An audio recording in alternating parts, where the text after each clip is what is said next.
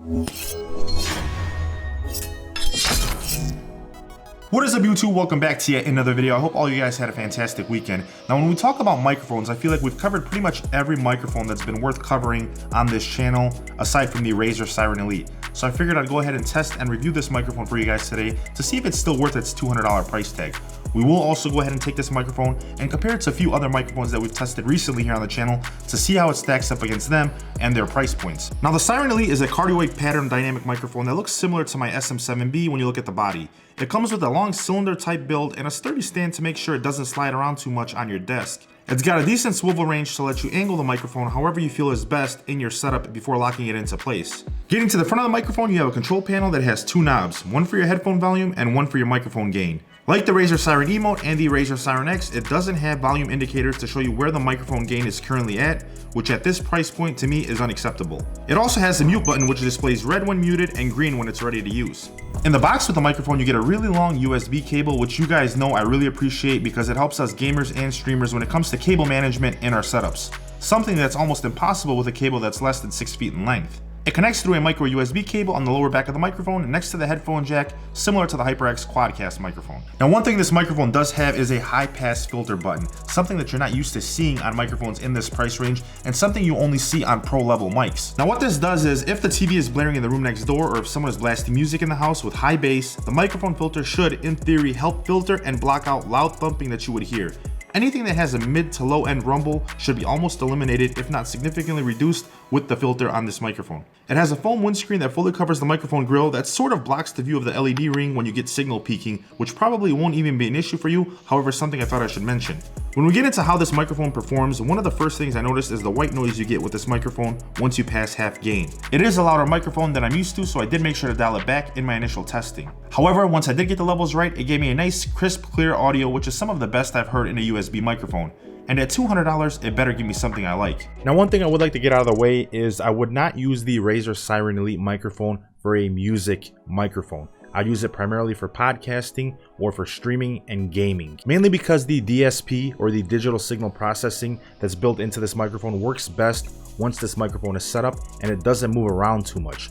If you guys start moving around a little bit, say for example you're in a sound booth and you start moving back away from the microphone, that digital signal processing starts to fade away and then that high pass filter tends to overshadow that effect. So make sure you guys take that into account when using this microphone. It works best when you have it initially set up in one spot and you don't move it around too much. Now, currently we are in a soundproof room and I'm talking to you guys on the RODE NT1 studio microphone, which is a much more expensive XLR microphone that does require phantom power or a USB interface such as the Scarlett Solo. When you combine the two, the price tag comes in at around $400, but I always love using this microphone as a benchmark when we're comparing it to much more expensive USB microphones such as the Razer Seiren Elite, so you guys can see and kind of gauge what kind of quality you guys are getting for that price tag. So this is what the RODE NT1 studio microphone sounds like.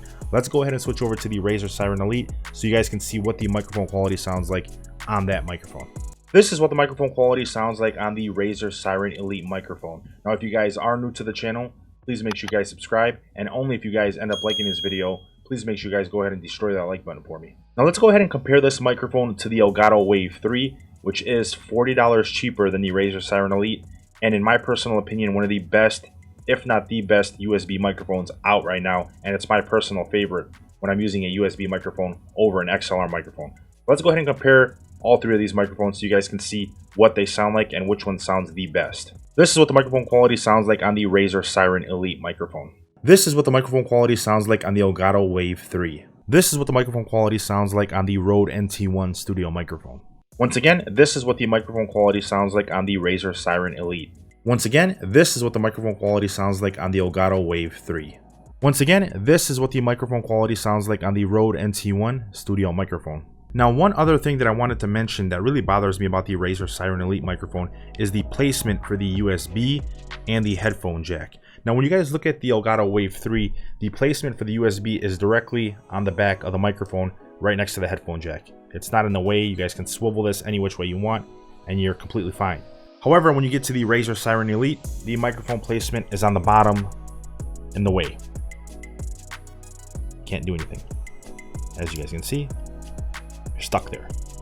So you can't get to the headphone jack and you can't get to the USB port It just, I mean, it's terrible placement for a USB port and a headphone jack.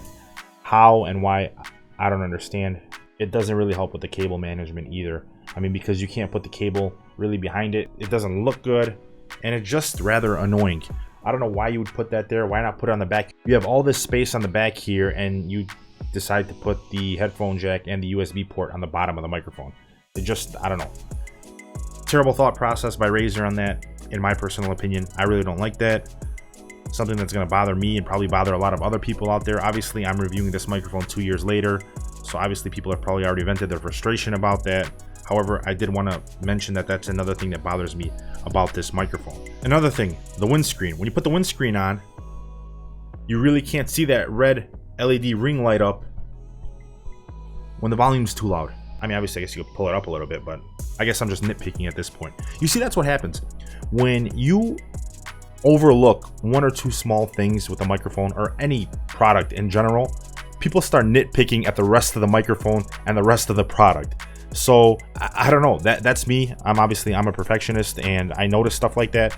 But I mean, overall, you don't want people finding one or two things that's wrong, because then they start looking for other things that's wrong with that product. It just goes to show you how important attention to detail is when you guys are creating a product. So now, one of the tests I wanted to do up here in the game room is I wanted to test out how much keyboard clicking this microphone actually picks up when the microphone is right next to the keyboard. So let's go ahead and do that test.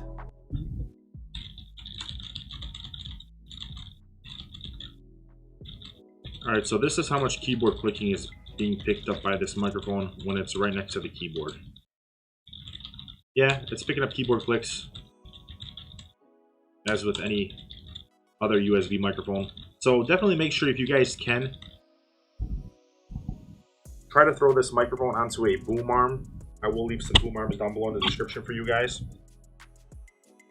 Another thing to think about, if you guys plan on streaming with this microphone or gaming or talking to your friends through Discord, they will hear those keyboard clicks. So make sure you guys also take that into account as well. Now, when this microphone came out 2 years ago, I'm pretty sure it was a solid choice for gamers and streamers out there. Whatever it lacked, it made up in sound quality. However, that was 2 years ago. Since then, a ton of new microphones have come out at a much cheaper price that I feel like are much better choices than the Razer Seiren Elite, such as the Elgato Wave 3 and the HyperX Quadcast. Now, the Elgato Wave 3 comes in at $160 and the HyperX Quadcast comes in at $130.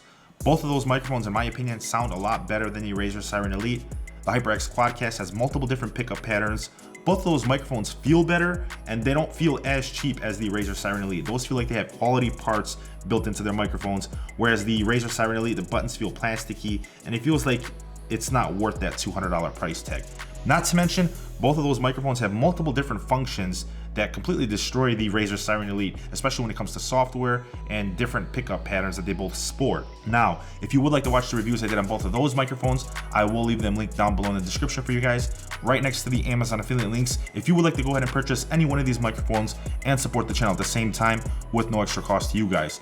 Now, if you have any questions, comments, concerns, whatever it is, as always, make sure you guys go ahead and drop them down below in the comment section for me. If you guys did end up liking this video, please make sure you guys go ahead and destroy that like button for me. Thank you guys for watching. I hope you guys enjoyed the video. I'll catch you guys in the next one. Peace.